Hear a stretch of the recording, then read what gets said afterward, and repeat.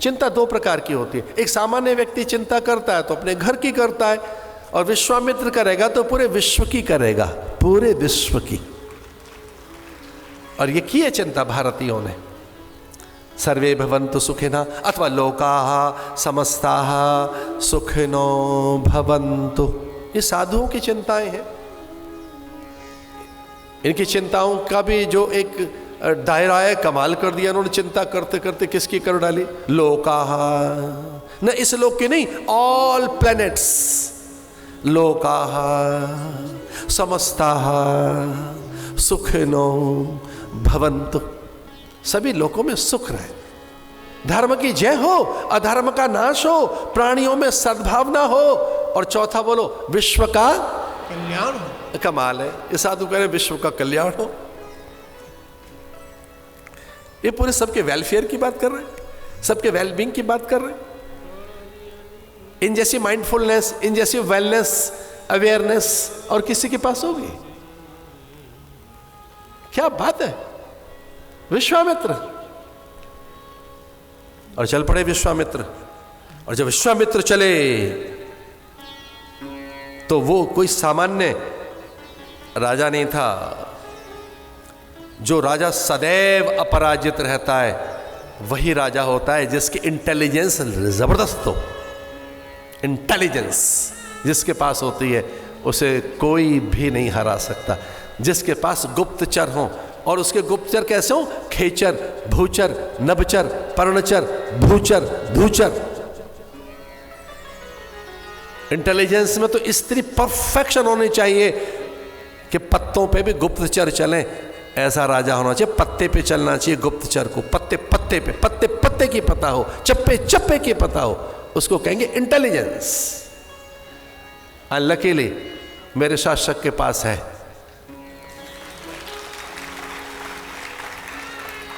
बहुत विजिलेंट है, बहुत जागरूक है, बहुत सावधान है।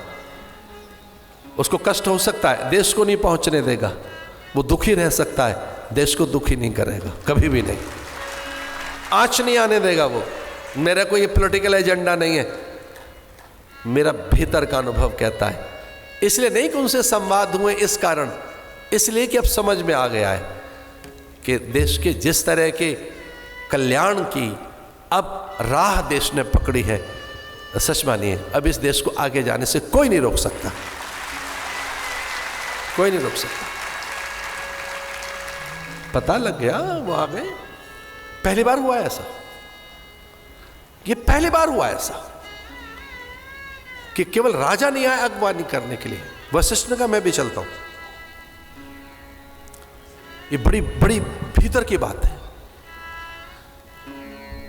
बोले सामान्य प्रयोजन नहीं है, सामान्य मांग नहीं है, ऐसे कुछ छोटी मोटी बात पूछने नहीं आ रहा है, कुछ मांगने के आ रहा है। वो गुप्तचरों ने कहा कुछ मांगने के लिए आ रहा है साधु। साधु नहीं है, विश्वामित्र। विश्वामित्र, इसके पास सारे अस्त्र शस्त्र हैं। ये कौन है विश्वामित्र जिसने गायत्री प्रकट कर ली? ये कौन है विश्वामित्र जिसने एक ऐसा आदमी पैदा किया, चल मैं स्वर्ग में भेजता हूं, गायत्री प्रकट कर ली, जो अनेक इंद्र पैदा कर सकता है, हठ से, तप से, जप से। सविता, सूर्या, लोमा, रोमशा, घोषा, अपाला जैसी सामर्थ्य जिसने पैदा की हो, वो विश्वामित्र, जिसके सामने गायत्री प्रकट हो गई हो और उसने ये आश्वासन दिया हो कि एक नहीं मैं 100 स्वर्ग पैदा कर सकती हूं आपके लिए, कहो तो सही क्या चाहिए? गायत्री में कितना बल।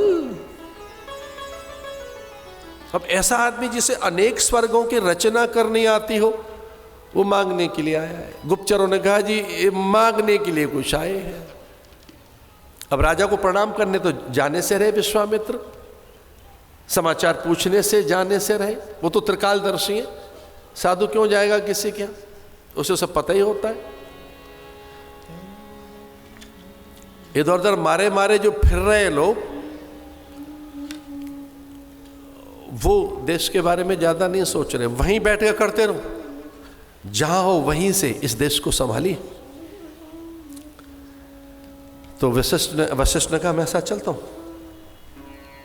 मैं पहुंचूंगा आपके साथ। वाल्मीकि रामायण में बड़ा अद्भुत प्रसंग है।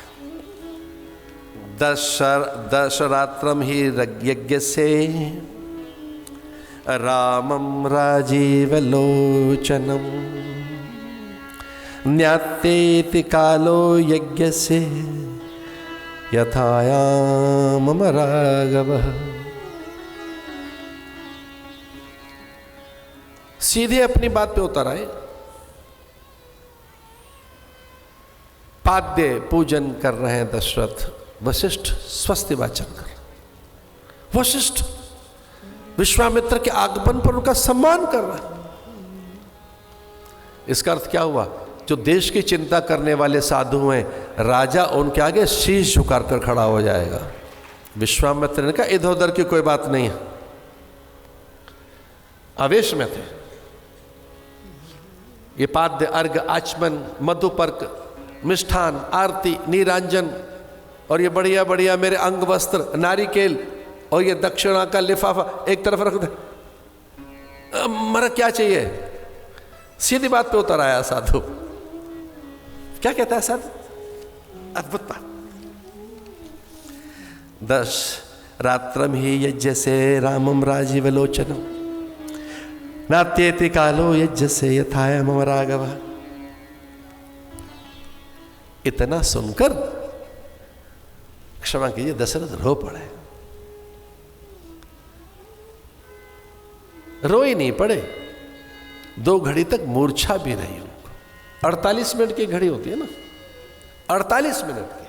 एक मुहूर्त माने 2.5 घंटा। क्षमा कीजिए, एक मुहूर्त लगभग 2 घंटे 24 मिनट। 2 घंटे 24 मिनट तक तो मूर्छा में चले गए दशरथ। क्या मांग लिया? 19 वर्षों में रामो राजीव लोचन न युद्ध योग्यता तामस्य पश्याम सह राक्षसे। पता क्या हो गया दशरथ को? बार बार गीले गात, मुखमंडल पर श्वेत, बार बार अपना उत्तर ये लेकर माथे का पसीना पहुंचते हैं, रोते जा रहे हैं। ना ना ना, ये नहीं होगा। इसके तो बात छोड़ो, मेरे बस का नहीं है रावण के सामने खड़ा होना। 19 वर्षों में रामो राजीव लोचन।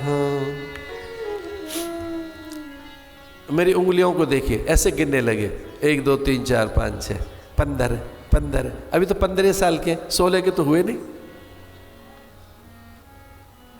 अभी 16 वर्ष के हुए कहाँ हैं? होने वाले हैं, अभी तो 16 के होंगे।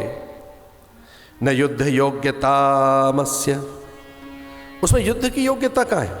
पश्यामी सह राक्षसे, वो राक्षसों के सामने कहाँ टिक पाएंगे?